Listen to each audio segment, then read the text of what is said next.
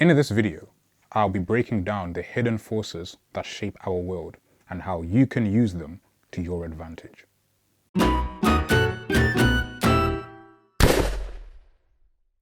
Greetings, friends. Today, we'll be going through the 48 laws of power, and in this video, we're going through law number 4, always say less than necessary. Law number 5, guard your reputation with your life. And law number 6, court attention at all costs. Law number 4, always say less than necessary. Even the fool is thought wise when they remain silent. There may be times when it's your turn to speak, but you have nothing left to say. At that time, you might be tempted to come up with something in the spur of the moment to say, but you don't have to. It's okay to be quiet. In fact, it's more than okay. I remember there was a time when I was chilling with these guys who were very passionate about films. They were the kind of guys who would leave reviews on IMDb. As we talked, the conversation proceeded, and eventually it came to its natural conclusion. As you would expect, people just kept quiet. One person went on their phone, another person started staring into the distance. I couldn't hack the silence. Me and my friends, me and my family, we don't just sit there in silence. There's always something to say, either something to debate or someone to mock or something to laugh at. But these guys were very content in peace and silence. So me being me, I thought, let me bring it upon myself to say something. So there I was. Hey guys, get into this. Last week, I saw the film Paddington Bear number 2. And this happened, and that happened, and this happened. And there I was, describing this film, thinking that I was doing these guys a favor. These guys that clearly were very, very poor at having conversation.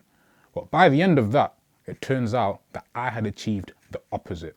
I had lost respect and credibility because I ended up ruining that film.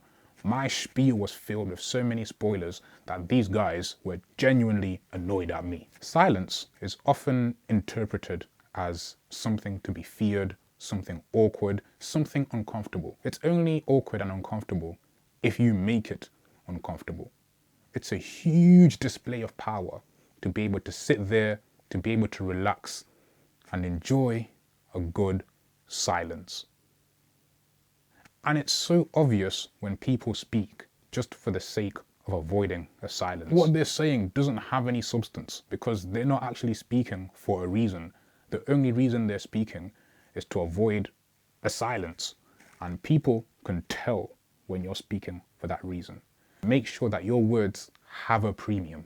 The law of supply and demand says that the more available something is, the less valuable it becomes. So use your words sparingly. That's law number 4. Law number 5, guard your reputation with your life. Before people get a chance to meet you, the only thing that they have to go by is what other people have said about you. Imagine that somebody had the rotten mission of making everybody believe that you were a liar. They have two options. Either they can catch you in the very act of telling a barefaced lie, or if they can't do that, all they have to do is make enough people believe that you're a liar and start spreading the rumor, and eventually people will believe that you're a liar. It doesn't matter if you have actually lied or not. That's irrelevant. You could have gone through your whole entire life without uttering a single falsehood. But if you have a reputation as a liar, everything that you say is going to be doubted, it's going to be questioned, and people are going to think twice before they take what you say to be true.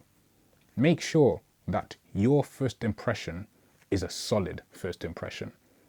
People have always thought that a first impression happens when you meet somebody for the first time.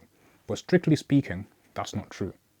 Your first impression happens when somebody hears about you for the first time. What are people saying about you? Are they saying good things? Are they saying bad things? That's what your first impression is, because people are going to start forming opinions and beliefs about you long before they ever get to meet you, because word spreads fast.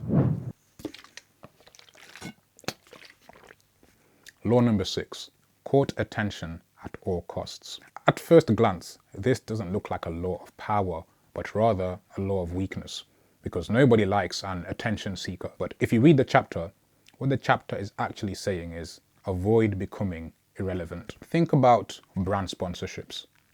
Brands such as Nike or Adidas will pay athletes millions just to wear their clothing. They will give Ronaldo or Messi or LeBron James a huge paycheck just to wear that little Nike tick on their attire.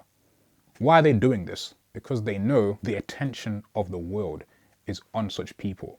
And as long as their logo is on their clothing, they are going to get attention. The quality of their clothing is probably no different than lesser brands, but just because they have more attention, they're in the limelight, and most importantly, they are not irrelevant, they can charge premiums on their clothing. And people buy into the idea that this brand has got to be good. Obviously, I do buy branded clothing because I also have been deceived by the same trick.